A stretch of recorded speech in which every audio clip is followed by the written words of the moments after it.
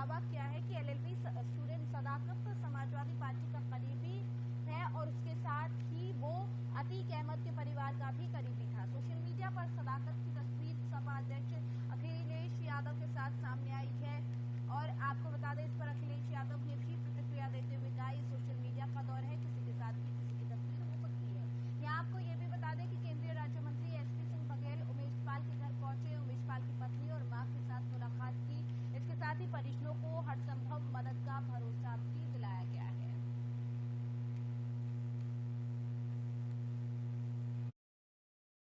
जघन्य है और विभत्स है। एक पेशेवर क्रिमिनल, एक पॉलिटिशियन की सहायता पर उसके परिवार के लोगों ने उनको अदालत में राज्यपाल हत्याकांड या एक और उमेश पाल के अपहरण के मुकदमे में वो स्वयं बाधित थे, उसमें सजा ना हो जाए इसलिए सबूत को बचाने के लिए, गवाही को समाप्त करने के लिए ये मोटिव था मर्डर। क्योंकि उनकी पत्नी रश्मिदीप गवाह है, वो वादी है, उन्होंने मुकदमा प्राथमिक 114/2023 अंडर सेक्शन 147, 148, 149, 307, 504, 506 एक्सप्लोसिव एक्ट और 34 IPC में कायम कराया है। मैं इलाहाबाद पुलिस को, प्रयागराज पुलिस को और उत्तर प्रदेश के मुख्यमंत्री को मैं बधाई देना चाहूँगा और आभार समाज के। जघन्य है और विभत्स है। एक पेशेवर क्रिमिनल, एक पॉलिटिशियन की सहायता पर उसके परिवार के लोगों ने हत्याकांड में एक नया कनेक्शन सामने आया। अभी तो है, इनके इंटेलिजेंस पूरे तरीके से फेल है, इसलिए घटनाएं हो रही है। क्या कुछ और कहा गया सुनिए। संकेत भाई माइक ऑन कर लीजिए। सौरभ कैमरा कीजिए, मोबाइल नीचे कर लो भाई थोड़ा सा।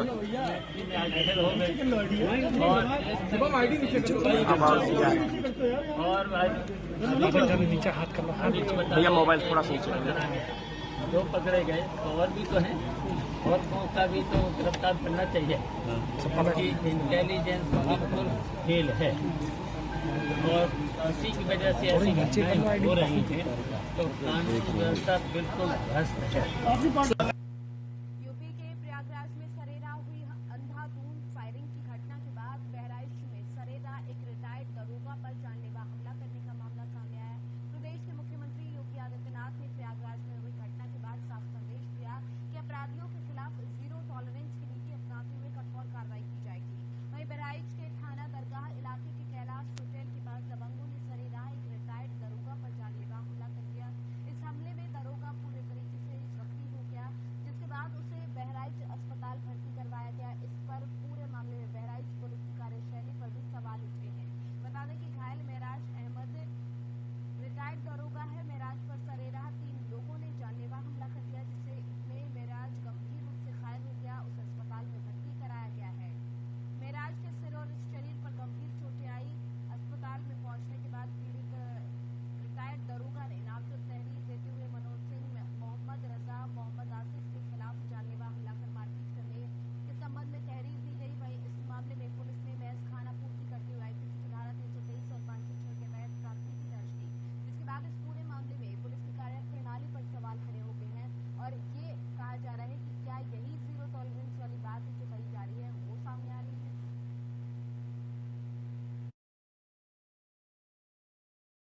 घायल होकर आए थे, उनके सर पे चोट है, हाथ में चोट है और उनका उपचार करा दिया गया है। और उपचार के बाद वो माही ग्लोबल हॉस्पिटल के रहने वाले हैं और दरगाह थाना निवासी हैं और जो चोट है उनका उपचार करा के उन्हें घर भेजा। आगे बढ़ेंगे। गाजियाबाद की अगर बात की जाए तो गाजियाबाद के गोविंदपुरम में होटल द ग्रैंड IRS में बीती 25 तारीख को एक समारोह में आए तमाम लोगों को होटल द ग्रैंड IRS के स्टाफ और बाउंसर्स ने जमकर पीटा था। उस दौरान सोशल मीडिया पर पिटाई का वीडियो भी वायरल हुआ। जिन लोगों की पिटाई हुई थी उन्होंने पुलिस की कार्रवाई से नाराज होकर मीडिया से मुखातिब हुए और अपनी बात सामने रखी। उन्होंने बताया कि पुलिस के द्वारा उनका कोई मेडिकल नहीं कराया गया, न ही कोई सुनवाई की जा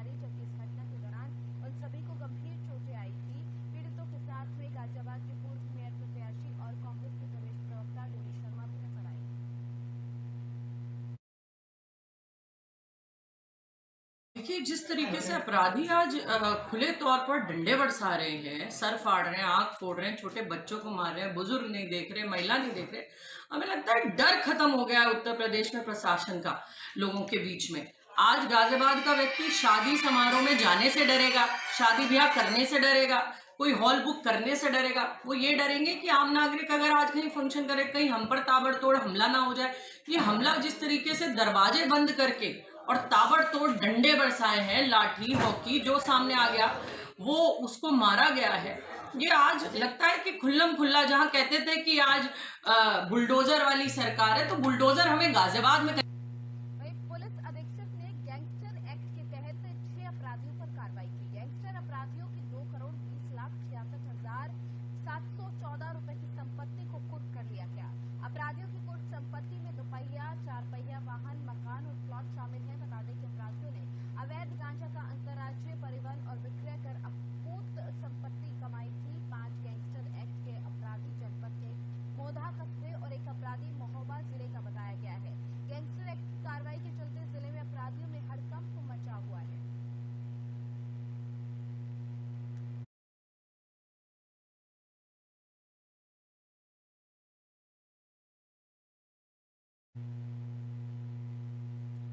अतीक अहमद की पत्नी शाइस्ता प्रवीण के बहाने बसपा सुप्रीमो मायावती मुस्लिमों को साधने की कोशिश कर रही है कि बसपा उनकी खैर ख्वाह है।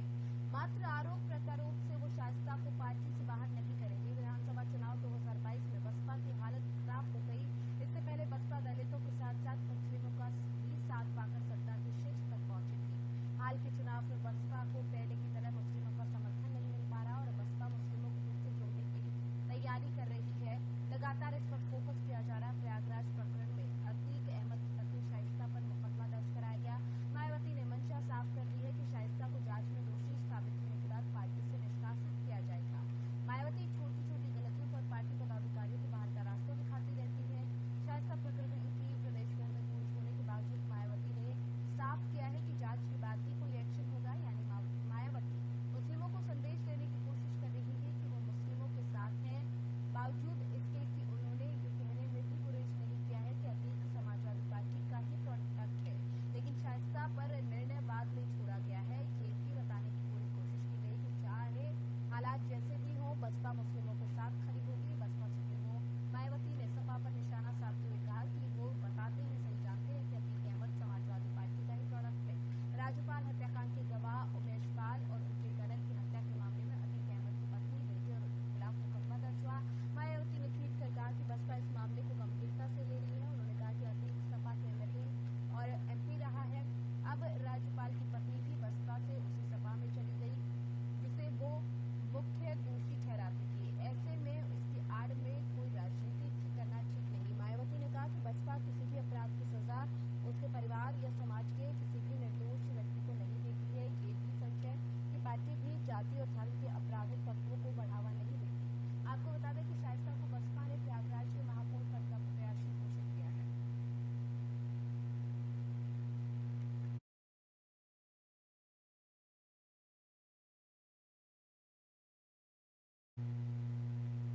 मुरादाबाद में कलेक्ट्रेट परिसर में किसानों ने जोरदार प्रदर्शन किया। बता दें कि किसानों ने जिलाधिकारी कार्यालय के बाहर प्रदर्शन किया। किसानों ने जिला पूर्ति कार्यालय में भ्रष्टाचार को लेकर प्रदर्शन किया। इस दौरान किसानों ने जिला पूर्ति अधिकारी के खिलाफ जमकर नारेबाजी की। किसानों ने जिला पूर्ति अधिकारी और अन्य अधिकारियों पर रिश्वतखोरी के आरोप भी लगाए।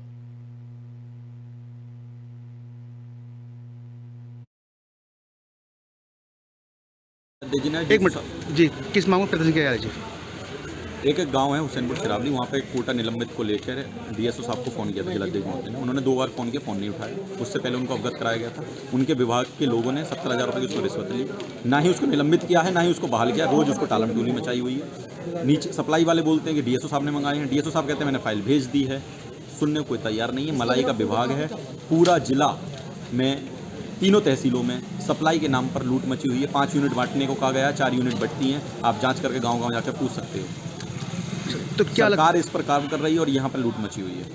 क्या लगता है कि बोल रहे हैं रिश्वतखोरी चल रहा है, क्या चल रहा है, कमीशन जाता है, किसको जाता है कमीशन? कमीशन किसको? अधिकारियों को जाता है। सप्लाई वाले कहते हैं डीएसओ साहब ले रहे हैं, डीएसओ साहब बताएंगे ऊपर कहाँ जा रहा है, वो तो वही बताएंगे, हम क्या बता सकते हैं। तो आज क्या आपने क्या प्रदर्शन क्या आज हमारा मासिक बैठक थी मंडल की, जिसमें मंडल के 5 जिला अध्यक्ष आए हुए थे, मंडल अध्यक्ष जी आए हुए थे, प्रदेश के हमारे प्रदेश प्रमुख महासचिव आए हुए थे, क्षेत्रीय उपाध्यक्ष थे। तो हमने कमिश्नर साहब को ज्ञापन दिया जो रोज की समस्या रहती है, लेकिन जब देखा कि डीएसओ साहब फ़ोन नहीं उठा रहे हैं, बात करने को तैयार नहीं है, तो हम उनको यहाँ पर धरना देने आ गए। अभी अनिश्चितकालीन धरना है, जब तक वो नहीं सुनते तब तक ये धरना चलेगा, जब तक उन पर विभागीय कार्रवाई ना हो, क्योंकि जांच तो उनकी भी जरूरी है ना। जब जांच काउंटे वालों की जरूरी है तो जांच उनकी भी जरूरी है। एक वीडियो भी आज सामने आता है जो राशन डीलर बोल रही थी कि बोले कि इस तरह से पैसे जाता है, कमीशन जाता है हमारा। हाँ, खूब जाता है जी, खूब पैसे लेते हैं डीलर। अब उनको 5 यूनिट बांटना है, उनसे कहते हैं 4 यूनिट बांटो, 1 यूनिट का रुपया ये खाते हैं, बड़ी भगत है सब।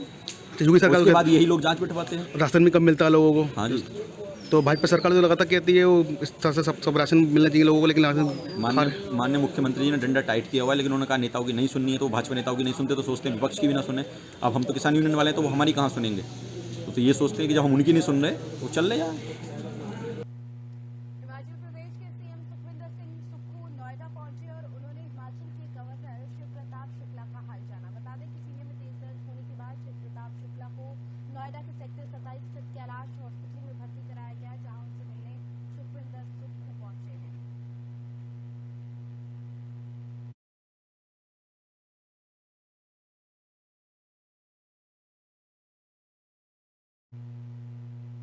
अमेठी में सोमवार देर रात बाइक सवार बदमाशों ने पूर्व प्रधान और उसके चाचा संजय अमीन की गोली मारकर हत्या कर दी। वारदात के बाद बदमाश मौके से फरार हो गए। परिजनों ने गांव के 6 लोगों पर हत्या का मुकदमा दर्ज कराया, जिसमें 7 नामजद और 2 अज्ञात के खिलाफ केस दर्ज किया गया। गांव में तनाव को देखते हुए पुलिस ने कई थानों की पुलिस को तैनात कर दिया गया। इस वारदात में चुनावी रंजिश की बात सामने आई है। मामला मुसाफिर खाना थाना क्षेत्र के मदौर गाँव का है। यहाँ के रहने वाले संजय अमीन सुरेश यादव अपने भतीजे और पूर्व प्रधान ब्रजेश यादव और एक अन्य व्यक्ति शुभम वर्मा के साथ शादी समारोह से लौट रहे थे। ये लोग बोलेरो गाड़ी में से घर लौट रहे थे। जैसे इनकी गाड़ी दादरा रोड पर दुर्गा मास्टर के भट्टे के पास पहुंची, यहाँ पर पहले से हाथ लगाए बैठे 2 बाइक सवार बदमाशों ने ताबड़तोड़ फायरिंग कर दी। इस दौरान पूर्व प्रधान को 2 और अमीन को 5 गोली लग गई। वारदात को अंजाम देने के लिए बदमाश तमंचा लहराते भाग गए। घटना की सूचना मिलते ही कई थानों की फोर्स के साथ पुलिस के अधिकारी मौके पर पहुंचे। चाचा भतीजे को आनंद फानन में मुसाफिर खाना सीएचसी ले जाया गया, जहां डॉक्टरों ने दोनों को मृत घोषित कर दिया। वहीं बोलेरो में मौजूद तीसरा व्यक्ति शुभम वर्मा बाल बाल बच गया। इस मामले में शुभम कुछ भी बोलने से बचता हुआ नजर आया। वो बार बार कह रहा है कि वो लोग मुझे भी मार देंगे, इस वजह से वो आरोपियों के खिलाफ कुछ नहीं बोल रहा। ग्रामीणों ने भी इस डबल मर्डर के पीछे गाँव की चुनावी रंजिश को बताया। उधर मामले में एसपी डॉक्टर इलाम मारन का कहना है कि हमलावरों की तलाश में पुलिस की कई टीमें लगाई गई हैं। घटना से जुड़े अन्य पहलुओं की जांच भी की जा रही है।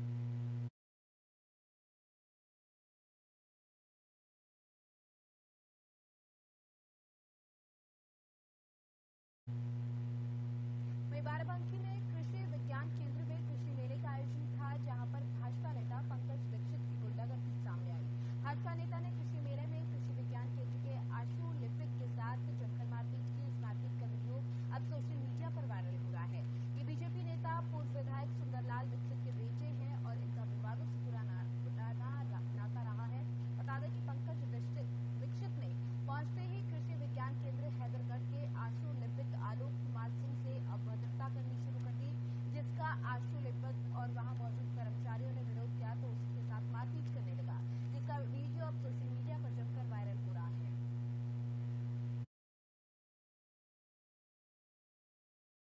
मैं श्री आलोक कुमार सिंह, स्टेनोग्राफर कृषि विज्ञान केंद्र हैदराबाद बाराबंकी। आज दोपहर को मैं परिकर कर रहा था किसानों का। उस समय श्री पंकज सिंह जी पुत्र श्री सुंदरलाल दीक्षित जी के बेटे आए और गाड़ी देने लगे। मेरे विरोध करने पर उन्होंने कुर्सी उठा के मुझे मारा और गाड़ी पकड़ के मारने गया। फिर कहा कि कल तुम्हें देखूंगा और जान से मार दूंगा, कल तुम्हारा कार्यालय को तुम्हें बताता हूँ। मामला भैया लगभग 5 साल से, जब से मान लीजिए हम चेयरमैन हम लोग हैं, तब से आज तक मुझको वहाँ बुलाया नहीं गया। मैं जान ही नहीं पाया कि मेरे नगर पंचायत में कोई कृषि विज्ञान केंद्र है। लगा कि मुझको मेरा है, लोगों ने कहा चलो भैया देखते क्या वहाँ है, प्रदर्शनी लगी, हमने कहा चलो। जब मैं वहाँ गया तो मैंने देखना वो भी फूल रखे तो वह देखने लगे, उसी जगह वो भी खड़े थे। तब तक अवस्थी जी हट गए। मुझसे पूछा कि भैया यहाँ मतलब क्या क्या व्यवस्थाएँ हैं। तो हमने कहा भैया यहाँ तो सब कुछ दिख रहा है जो भी है। और अवस्था करने लगे वो गाली देने लगे हम लोगों को, हमको भी गाली दिया, पत्रकार को भी गाली दिया। तब मैंने कुर्सी उठा के उनको पीट के मारा है, तो ये मारूंगा, फिर अगर दोबारा बदतमीजी करने का काम करेंगे फिर मारूंगा। और आपके चैनल के माध्यम से एक चीज़ बताना चाहता हूँ, मेरी सरकार की अगर बदनामी